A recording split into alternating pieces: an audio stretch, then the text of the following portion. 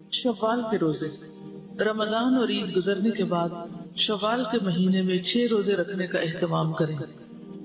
حضرت ابو ایوب انصاری سے روایت ہے کہ بے شک رسول اللہ صلی اللہ علیہ وسلم نے فرمایا، جو شخص رمضان کے روزے رکھ کر شوال کے مہینے میں 6 روزے رکھے اسے عمر بھر کے روزوں کا ثواب ملتا رہے، گویا آپ نے سارا سال روزے رکھے۔ ایک نیکی 10 کے برابر ہوتی ہے، اور اس طرح اگر ہم دیکھیں 30 روزوں میں سے اگر ہر روزے کو 10 سے ملٹیپلائی کریں تو کتنے بن جائیں گے؟ 300۔ اور 6 روزے جو آخری ہیں 60 ہو جائیں گے۔ سال میں کتنے دن ہوتے ہیں؟ تو گویا آپ سارے سال روزے سے رہے۔ تو عموماً ہم رمضان کے سارے رکھ لیتے ہیں، لیکن شوال میں پھر سستی ہو جاتی، تو آپ نے پہلے سے ہی نیت کر لینی اور پلان بھی کر لینا کہ کب رکھنے، تاکہ اس ٹائم کو آپ پھر اور چیزوں سے فارغ رکھیں۔ ایک اور جگہ پر فرمایا، رمضان کے روزے 10 مہینے اور شوال کے 6 روزے 2 مہینوں کے برابر ہیں، اس طرح یہ 1 سال کے روزے ہوں گے۔ یہ روزے عید کے فوراً بعد یا وقفے کے ساتھ مسلسل یا الگ الگ دونوں طرح رکھے جا سکتے ہیں۔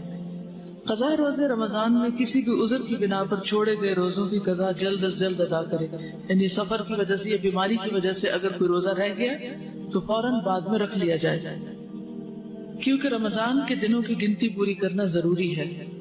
لیکن یہ روزے شوال کے نفلی روزوں کے علاوہ رکھے جائیں گے، یعنی یہ نہیں کہ آپ شوال کے اور قضاء روزے اکٹھے کر دیں۔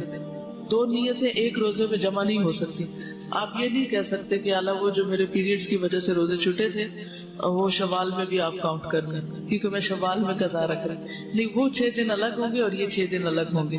پہلے فرض پورا کرنا پھر نفل رکھنا، اس طرح 12 دن بن جائیں گے۔ لیکن اس میں اپنے آپ کو مظلوم نہ سمجھے، کیونکہ آپ نے 6 دن پہلے چھٹی کر لی ہے، تو حساب برابر ہی ہے۔ قرآن مجید میں آتا ہے، من کان مریضا او علی سفر فعدۃ من ایام اخر یرید اللہ بکم اليسر ولا یرید بکم العسر ولتکملوا العدہ، اور جو کوئی مریض ہو یا سفر پر ہو تو وہ دوسرے دنوں میں روزوں کی تعداد پوری کرے۔ اللہ تمہارے ساتھ نرمی کرنا چاہتا ہے، سختی کرنا نہیں چاہتا، اس لیے یہ طریقہ تمہیں بتایا جا رہا ہے تاکہ تم روزوں کی تعداد پوری کرو، تو گنتی پوری کرنا ضروری ہے۔ اس کے علاوہ پھر ہر مہینے کے 3 روزے ہیں اور ہر ہفتے کے 2 روزے، جو بھی آپ چوز کریں۔ دونوں طرح رکھنا چاہیں تو بہت ہی اچھا ہے، لیکن اگر ان میں سے کوئی ایک سنت فالو کرتے رہے سال بھر تو بہت ہی مناسب ہوگا اور انشاءاللہ مقربین والے اعمال میں سے۔ رسول اللہ صلی اللہ علیہ وسلم نے فرمایا، سوموار اور جمعرات کو لوگوں کے اعمال اللہ کے حضور پیش کیے جاتے ہیں، اور میں چاہتا ہوں کہ جب میرے اعمال اللہ کے ہاں پیش کیے جائیں تو میں اس وقت روزے سے ہوں۔ اور ہر مہینے میں 3 روزے رکھنا، اس کا کیا اجر و ثواب ہے؟ وہ دل کے کینے کو دور کر دیتا ہے۔ 3 کون سے دن؟ 13، 14، 15۔ ٹھیک ہے۔ روزے کی فضیلت، فضل الصوم۔ رمضان المبارک کے شروع ہوتے ہی جنت کے دروازے کھول دیے جاتے ہیں اور جہنم کے دروازے بند کر دیے جاتے ہیں۔ عن ابی ہریرہ قال قال رسول اللہ صلی اللہ علیہ وسلم اذا دخل رمضان فتحت ابواب السماء وغلقت ابواب جہنم وسلسلت الشیاطین، متفق علیہ۔ حضرت ابو ہریرہ رضی اللہ عنہ سے روایت ہے کہ رسول اللہ صلی اللہ علیہ وسلم نے فرمایا، جب رمضان آتا ہے تو آسمان کے دروازے کھول دیے جاتے ہیں، جہنم کے دروازے بند کر دیے جاتے ہیں اور شیاطین قید کر دیے جاتے ہیں۔ جی، آسمان کے دروازے کیوں کھول دیے جاتے ہیں؟ دعاؤں کی قبولیت کے لیے، اعمال کی قبولیت کے لیے، اور بتانے کا مقصد کیا ہے؟ تاکہ لوگ اور زیادہ شوق و ذوق کے ساتھ عبادت کریں، یعنی عبادت کا شوق دلانے کے لیے یہ بات کی جا رہی ہے۔ اور پھر جنت کے دروازے کتنے ہیں؟ 8 دروازے، جہنم کے 7 ہیں۔ لہا 7 ابواب لکل باب منہم جزء مقسوم۔ تو جنت کے سب دروازے کھول دیے جاتے ہیں، تو اس سے مراد یہ ہے کہ ایک تو یہ کہ جنت رمضان کے لیے تیار کی جاتی ہے، اور رمضان میں اس کے دروازے کھولنے کا جو تصور دیا گیا وہ جنت کی طرف جانے کا شوق بڑھانے کے لیے، اور یہ بھی انڈائریکٹلی کس لیے؟ تاکہ لوگ زیادہ سے زیادہ اچھے کام کریں، نیکیوں کی طرف بڑھیں، دوڑیں، اور اس منزل کو سامنے رکھتے ہوئے، اس اجر اور اس ثواب کو سامنے رکھتے ہوئے اور زیادہ تیزی کے ساتھ نیکی کی طرف بڑھیں. اور پھر جنت کا تصور جو ہے، اور جنت کے کھلے دروازوں کا تصور، دراصل انسان کے لیے ایک سبب یا ذریعہ بنتا ہے. کس بات کا؟ یا ایک وجہ بنتی ہے کیا؟ کہ انسان نیکی کی طرف اور زیادہ شوق کے ساتھ دوڑے. جہنم کے دروازے بند کر دیے جاتے ہیں تو جہنم میں لے جانے والی کیا چیزیں؟ برائیاں. تو جہنم کے دروازے بند کرنے کا مطلب پھر کیا ہے؟ کہ انسان کو دنیا میں بھی، اس زمین پر بھی ایسا ماحول فراہم کیا جاتا ہے روزے کے ساتھ، یعنی روزے جیسی عبادت کے ساتھ، کہ انسان کو ایک نیکی کا ایسا ماحول ملتا ہے کہ جس میں جنت کی طرف لے جانے والے کام زیادہ کرنے کی توفیق یا مواقع ملتے ہیں، اور جہنم کی طرف لے جانے والے کاموں کے مواقع کم ہو جاتے ہیں. باب اصل میں ذریعہ ہے. اب اس میں آپ دیکھیے کہ یعنی اس میں کوئی اشکال نہیں ہے کہ اگر ہم یہ مانیں کہ ہاں واقعی ایسا ہوتا ہے، اور جنت والے جب جنت میں داخل ہوں گے تو اس کے بارے میں کیا کہا کہ مفتحۃ لہم الابواب، کہ دروازے پہلے سے ہی کھول دیے جائیں گے. دروازے کا بند ہونا اور کھل جانا یہ کس بات کی علامت؟ سہولت سے داخل ہونے کی، ویلکم کرنے کی. مثلا اگر آپ کہیں جا رہے ہیں اور دروازہ خود بخود کھل جاتا ہے، یہ پہلے سے ہی کھلا ہوا ہے، تو یہ کس بات کی علامت ہے؟ کہ ویلکم، آپ کا انتظار کیا جا رہا ہے، آپ اس کے اہل ہیں کہ آپ یہاں داخل ہوں. اور کسی دروازے کا بند ہونا کیا ہے؟ کسی رحمت سے یا کسی بھی خیر اور بھلائی سے محروم ہونا. اور پھر جنت کے جو مختلف دروازے ہیں اس سے کیا پتہ چلتا ہے کہ ان میں سے ایک دروازہ باب الریان بھی ہے. جیسے کہ ایک اور حدیث میں آتا ہے کہ جنت کے 8 دروازے ہیں، جن میں سے ایک دروازے کو ریان کہتے ہیں. اس دروازے سے صرف روزے دار ہی داخل ہوں گے، کوئی اور داخل نہیں ہو سکے گا. پھر یہ کہ رمضان میں عمرے کا ثواب حج کے برابر ملتا ہے. عام نیکیوں کا ثواب بھی عام دنوں سے زیادہ ہوتا ہے، اور خصوصاً عمرے کا ثواب. ان عطا ان رحمہ اللہ. جب میں عربی عبارت پڑھوں تو آپ لوگ اپنی پینسل کے ساتھ عربی عبارت کے ایک ایک لفظ پر ساتھ ساتھ چلتے چلے جائیں، یعنی اپنی پینسل کو اس لفظ پر رکھتے چلے جائیں. اس کا کیا فائدہ ہوگا؟ عربی سے آپ کی نگاہیں مانوس ہوں گی، اور ہو سکتا ہے بہت سا ترجمہ آپ کو پہلے سے آتا ہو اور چند لفظ مشکل ہو جو آپ کو نہ آئے. ان عطا ان رحمہ اللہ قال سمعت ابن عباس رضی اللہ عنہما يحدثنا قال رسول اللہ صلی اللہ علیہ وسلم لامرأة من الانصار سماها ابن عباس رضی اللہ عنہما فنسیت اسمها ما منعك ان تحجی معنا قالت لم يكن لنا الا نادحان فحج ابو ولدها وابنها على نادح وترك لنا نادحا نندح عليه قال فاذا جاء رمضان فاعتمري فان عمرة فيه تعدل حجة رواہ مسلم. حضرت عطا رحمہ اللہ کہتے ہیں میں نے حضرت عبداللہ بن عباس رضی اللہ عنہ سے سنا کہ رسول اللہ صلی اللہ علیہ وسلم نے انصار کی ایک عورت ام سنان سے فرمایا. حضرت عبداللہ بن عباس نے اس عورت کا نام بھی لیا مگر میں بھول گیا. ام سنان جو بریکٹ میں لکھا ہے بعد میں دوسری روایات سے، لیکن جو راوی اس حدیث کے ہیں انہوں نے جب حدیث سنی تو اس حدیث کو روایت کرتے ہوئے اس خاتون کا نام بھول گئے، جبکہ اور بھی سننے والے تھے، انہوں نے جب روایت کیا تو انہوں نے نام یاد رکھا. تو یہیں سے پھر روایات کے فرق ہو جاتے ہیں کہ رسول اللہ صلی اللہ علیہ وسلم نے ام سنان سے کہا تم ہمارے ساتھ حج پر کیوں نہیں چلتی؟ آپ کو معلوم ہے کہ حجۃ الوداع کے موقع پر میکسیمم لوگ آپ صلی اللہ علیہ وسلم کے ساتھ تھے، یعنی زیادہ سے زیادہ لوگ جو تھے وہ شریک ہوئے تھے اور انہیں آپ کے ساتھ حج کے مناسک سیکھنے کا موقع ملا تھا. تو آپ نے ان کو بھی دعوت دی کہ آپ بھی چلیں. عورت نے عرض کیا ہمارے پاس صرف 2 اونٹ تھے، ایک پر میرا شوہر اور بیٹا دونوں حج کے لیے گئے ہیں، اب ایک اونٹ گھر میں ہے جس پر ہم پانی وغیرہ لاتے ہیں، یعنی اس سے ہم گھر کے کام کاج کرتے ہیں. رسول اللہ صلی اللہ علیہ وسلم نے فرمایا اچھا جب رمضان آئے تو عمرہ کر لینا، اس کا ثواب بھی حج کے برابر ہے. اسے مسلم نے روایت کیا. اس کا یہ مطلب نہیں کہ اس عورت سے حج کا فریضہ جو ہے وہ ساقط ہو گیا. اگر کسی پر حج کا فریضہ عائد ہوتا ہو تو وہ فریضہ حج کرنے سے ہی ادا ہوگا، عمرے سے نہیں ادا ہوگا. لیکن یہاں پر جس چیز کی طرف توجہ دلائی جا رہی ہے وہ یہ ہے کہ حج تو بعد میں آئے گا. اگر اس سے پہلے ہی رمضان میں عمرہ کر لیا جائے تو وہ عمرہ حج برابر ہو جائے گا، کیونکہ انسان کو زندگی کا تو نہیں پتا ہوتا کہ کب مہلت ختم ہو جائے. تو اس لیے بعض لوگ یہ کہتے ہیں کہ ہم عمرہ نہیں کرتے. کیوں؟ کیا توجیہ پیش کرتے ہیں؟ حج فرض ہو جائے گا.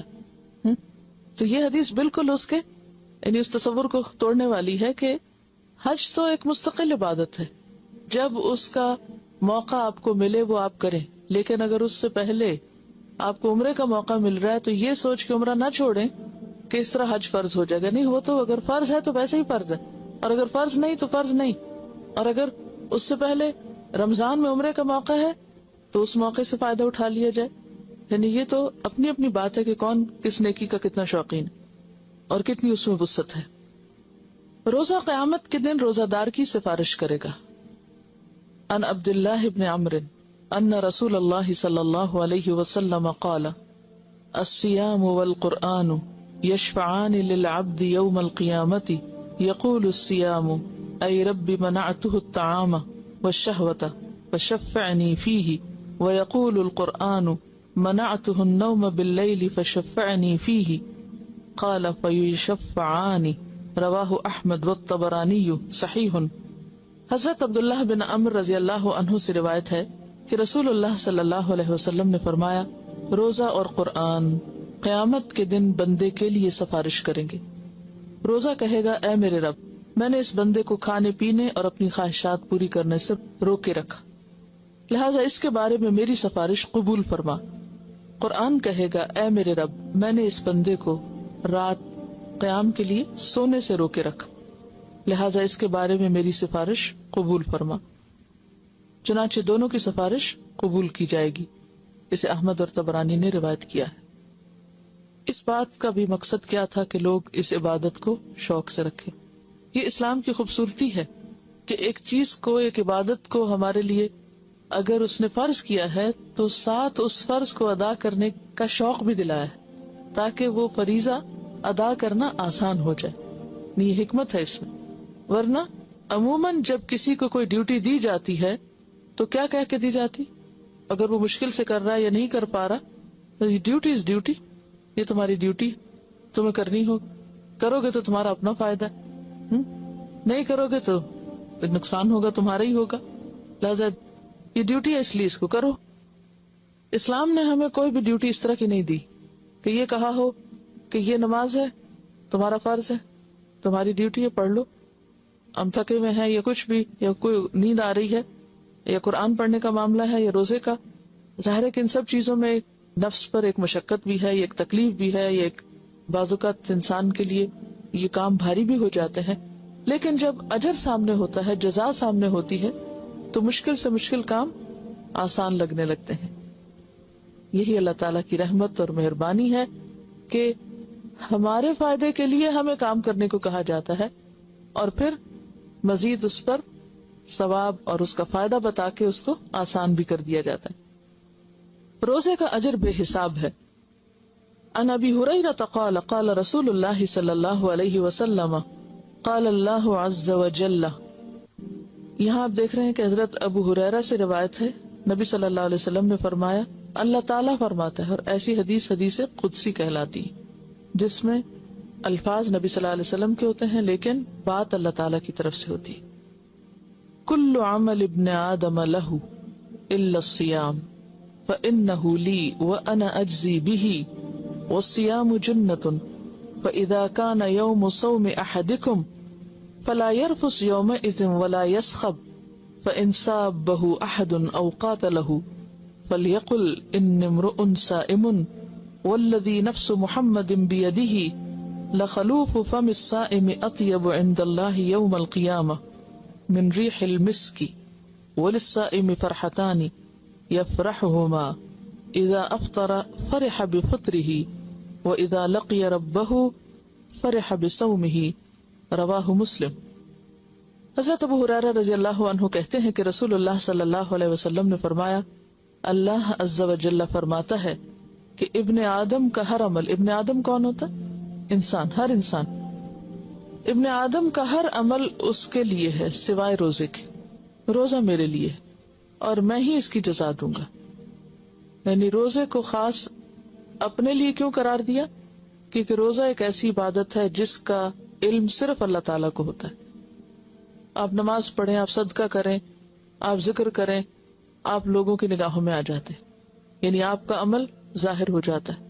لیکن اگر آپ روزہ رکھے ہوئے ہوں تو جب تک آپ منہ کھول کے خود نہ بتائیں کہ میں روزے سے ہوں، کسی کو پتہ نہیں چلتا۔ اور ویسے بھی اگر رمضان کا مہینہ بھی ہو تو بھی کس شخص کا روزہ ہے اور کس کا نہیں ہے یہ صرف اللہ کو پتا ہے۔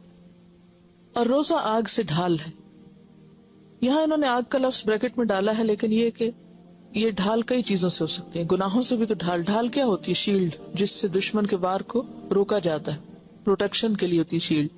تو روزہ ڈھال ہے دنیا میں گناہوں سے اور آخرت میں آگ سے۔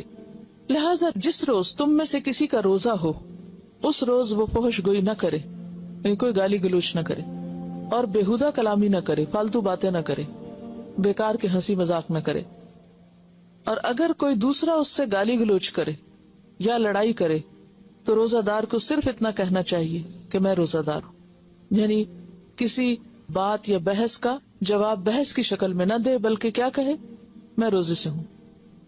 اس ذات کی قسم جس کے ہاتھ میں محمد صلی اللہ علیہ وسلم کی جان ہے، روزہ دار کے منہ کی خوشبو قیامت کے دن اللہ تعالیٰ کو مشک کی خوشبو سے بھی زیادہ پسند ہوگی۔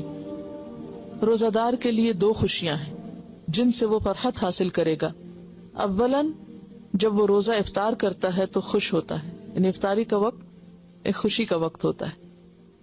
ثانیاً یعنی دوسری بات سیکنڈلی، جب وہ اپنے رب سے ملے گا اور روزے کے بدلے میں اپنے رب سے انعام پائے گا تو خوش ہوگا۔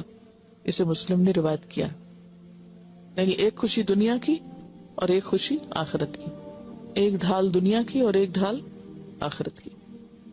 روزہ داروں کے لیے جنت میں ایک خصوصی دروازہ بنایا گیا جس کا نام ریان ہے۔ عن سہل بن سعد رضی اللہ عنہ قال قال رسول اللہ صلی اللہ علیہ وسلم ان فی الجنۃ بابا یقال له الریان يدخل منه الصائمون يوم القيامة لا يدخل منه احد غيرهم متفق علیہ۔ حضرت سہل بن سعد رضی اللہ عنہ کہتے ہیں رسول اللہ صلی اللہ علیہ وسلم نے فرمایا جنت کا ایک دروازہ ہے جس کا نام ریان ہے، جس سے قیامت کے دن روزہ دار گزریں گے، ان کے علاوہ اس دروازے سے کوئی دوسرا نہیں گزرے گا۔ اسے بخاری نے روایت کیا۔ بات یہ ہے کہ جنت کے جو مختلف دروازے ہیں وہ مختلف نیکی کے کاموں کے لیے مخصوص ہیں، مثلا نمازیوں کے لیے ایک دروازہ ہے اور صدقہ کرنے والوں کے لیے اور روزہ رکھنے والوں کے لیے، اور کوئی ایسا شخص بھی ہو سکتا ہے کہ جو سارے ہی کام کرتا ہو، تو ایسے میں پھر وہ کس دروازے سے داخل ہوگا؟ جس سے چاہے گا داخل ہوگا۔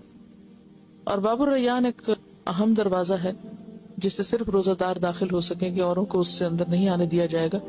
تو آپ دیکھیے کہ کسی بھی جگہ میں داخل ہونے کے لیے بعض مین گیٹ ہوتے ہیں، بعض چھوٹے گیٹ ہوتے ہیں یا مختلف شکل کے بنے ہوئے ہوتے ہیں، اور کسی بھی جگہ داخل ہونے کے لیے جو خوبصورت دروازہ بہرحال اس سے داخل ہونا بھی ایک انجوائمنٹ کا ذریعہ ہوتا ہے۔ تو یہ بھی ایک طرح سے روزے کا شوق دلانے کے لیے لوگوں کو بتایا گیا ہے۔ اور دوسری بات یہ کہ ہر شخص کے اندر آپ دیکھیں گے کہ ایک نمایاں نیکی ہوتی ہے۔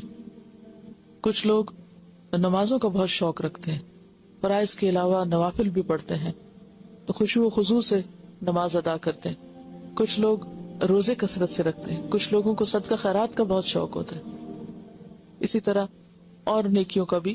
تو ہر شخص کی زندگی میں ایک مخصوص قسم کی نیکی کا ایک رجحان یا توجہ ہوتی ہے، تو اس کو پھر اس خاص دروازے سے لے جایا جائے گا اس کی اس نیکی کے مطابق۔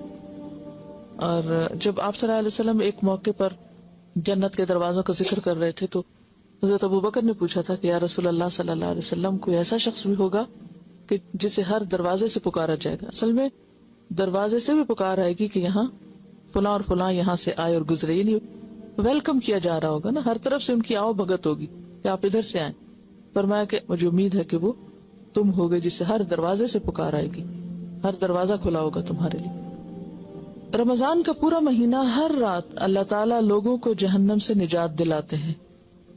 عن ابی ہریرہ عن رسول اللہ صلی اللہ علیہ وسلم قال اذا كانت اول لیلۃ من رمضان صفدت الشیاطین ومردت الجن وغلقت ابواب النار فلم يفتح منها باب وفتحت ابواب الجنة فلم يغلق منها باب ونادى مناد يا باغي الخير اقبل ويا باغي الشر اقصر ولله اتقاء من النار وذلك في كل ليلة رواه ابن ماجہ.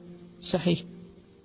حضرت ابو ہریرہ رضی اللہ عنہ سے روایت ہے کہ رسول اللہ صلی اللہ علیہ وسلم نے فرمایا رمضان کی پہلی رات ہی شیاطین اور سرکش جن باندھ دیے جاتے ہیں، جہنم کے سارے دروازے بند کر دیے جاتے ہیں، ان میں سے کوئی ایک دروازہ بھی کھلا نہیں رہنے دیا جاتا، اور جنت کے سارے دروازے کھول دیے جاتے ہیں، ان میں سے کوئی ایک دروازہ بھی بند نہیں رہنے دیا جاتا.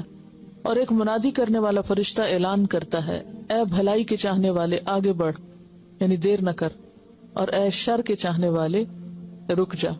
اور رمضان کی ہر رات اللہ تعالیٰ لوگوں کو جہنم سے آزاد کرتے ہیں. اسے ابن ماجہ نے روایت کیا. اس حدیث سے کئی باتیں ہمیں پتہ چل رہی ہیں. پہلی بات تو یہ ہے کہ رمضان ایک خاص مہینہ ہے جس کا اہتمام صرف اس دنیا میں نہیں ہوتا بلکہ عالم بالا میں بھی ہوتا ہے. اور عالم بالا میں رمضان کی جو ایک قدر و اہمیت پہچانی جاتی ہے وہ کس سے کہ اس رات جنت کے سب دروازے کھول دیے جاتے ہیں، پہلی رات ہی، اور جہنم کے سب دروازے بند کر دیے جاتے ہیں. اور پھر خاص طور پر بڑے بڑے شیطانوں کو باندھ دیا جاتا ہے جو دنیا میں فساد پھیلانے کا سبب بنتے ہیں. اس کی بھی اصل حقیقت تو اللہ تعالیٰ ہی کو معلوم ہے، لیکن مفہوم اس کا یہ ہے کہ رمضان میں ہر انسان کے لیے نیکی کا ایک ماحول یا شوق یا ایک خاص ٹرینڈ جو ہے وہ پیدا ہو جاتا ہے. یعنی ہر شخص کو نیکی کی طرف بڑھنے کے لیے ایک سپورٹ ملتی ہے. یعنی عام حالات میں اگر کوئی نیکی کرنا مشکل ہوتا ہے تو رمضان میں وہ نیکی آسان ہو جاتی ہے اس مجموعی ماحول کی وجہ سے، اور اسی طرح برائی کرنا مشکل ہو جاتی ہے.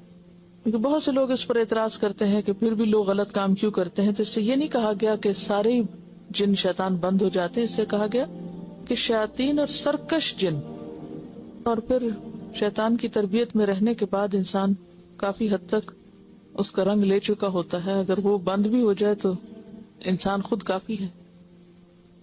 ہاں، ایک اور بات جو اس حدیث سے پتہ چلتی ہوئی کہ اللہ تعالیٰ جہنم سے لوگوں کو آزاد کرتے ہیں، یعنی ہر رات میں.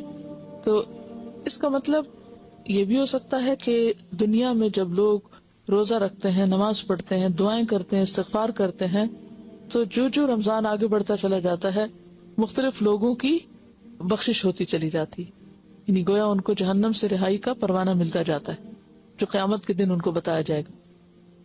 اور یہ بھی ہو سکتا ہے کہ جو لوگ مر چکے ہوں اور وہ کسی عذاب میں مبتلا ہوں تو اللہ تعالیٰ اس مہینے کی برکت سے ان کو بھی عذاب سے رہا کرتے ہوں. اللہ ہی حقیقت جانتا ہے، کیونکہ بظاہر کوئی ایسی دلیل تو نہیں، لیکن قیاس کیا جا سکتا ہے اس حدیث پر جس میں آتا ہے کہ نبی صلی اللہ علیہ وسلم رمضان کے مہینے میں قیدیوں کو آزاد کر دیا کرتے تھے. یعنی ایک خاص مہینہ تھا تو اس لیے آپ اس مہینے میں بہت زیادہ لوگوں کے ساتھ شفقت اور محبت اور احسان کرنے والے تھے. ایک حدیث میں آتا ہے کہ کان اجود ما یکون فی رمضان، کہ سب سے زیادہ آپ کی سخاوت رمضان کے مہینے میں ہوتی تھی. حین یلقاہ جبریل، جب جبریل آپ سے ملاقات کرتے تھے، اور رمضان کی ہر رات میں جبریل آپ سے ملاقات کرتے تھے، اور خصوصاً آخری عشرے میں اور تیز آندھی سے بھی زیادہ آپ سخی ہو جاتے تھے یا سخاوت کیا کرتے تھے. روزہ افطار کے وقت بھی اللہ تعالیٰ لوگوں کو جہنم سے آزاد کرتے ہیں. عن جابر قال قال رسول اللہ صلی اللہ علیہ وسلم ان للہ عند کل فطر اتقاء وذلك فی کل لیلہ، رواہ ابن ماجہ. حضرت جابر سے روایت ہے کہ رسول اللہ صلی اللہ علیہ وسلم نے فرمایا اللہ تعالیٰ ہر روز افطار کے وقت لوگوں کو جہنم سے آزاد کرتے ہیں. اسے ابن ماجہ نے روایت کیا ہے. رمضان میں صیام اور قیام کرنے والا قیامت کے دن صدیقین اور شہداء کے ساتھ ہوگا. لیکن اصل چیز پھر کوالٹی ہے کہ کس درجے کا روزہ رکھا، روزہ رکھ کے کیا کیا، اور پھر کس طرح کا قیام کیا. عن عمرو بن مرۃ الجهني قال جاء رجل إلى النبي صلى الله عليه وسلم فقال يا رسول الله أرأيت إن شهدت أن لا إله إلا الله وإنك رسول الله وصليت الصلوات الخمس وأديت الزكاة وصمت رمضان وقمته فممن أنا قال من الصديقين والشهداء رواہ البزار وابن خزیمہ، اور حدیث صحیح ہے۔ حضرت عمرو بن مرہ جوہنی کہتے ہیں کہ ایک آدمی نبی اکرم صلی اللہ علیہ وسلم کی خدمت میں حاضر ہوا اور عرض کیا یا رسول اللہ، اگر میں گواہی دوں کہ اللہ کے سوا کوئی الہ نہیں، آپ اللہ کے رسول ہیں، پانچوں نمازیں پڑھوں، زکوٰۃ ادا کروں اور رمضان میں صیام اور قیام کروں تو میرا شمار کن لوگوں میں سے ہوگا؟ آپ صلی اللہ علیہ وسلم نے فرمایا صدیقین اور شہداء میں سے۔ تو اس سے کیا پتہ چلتا ہے کہ روزہ ایک ایسی عبادت ہے کہ جو انسان کے لیے بے پناہ اجر اور ثواب کا باعث بنتی ہے۔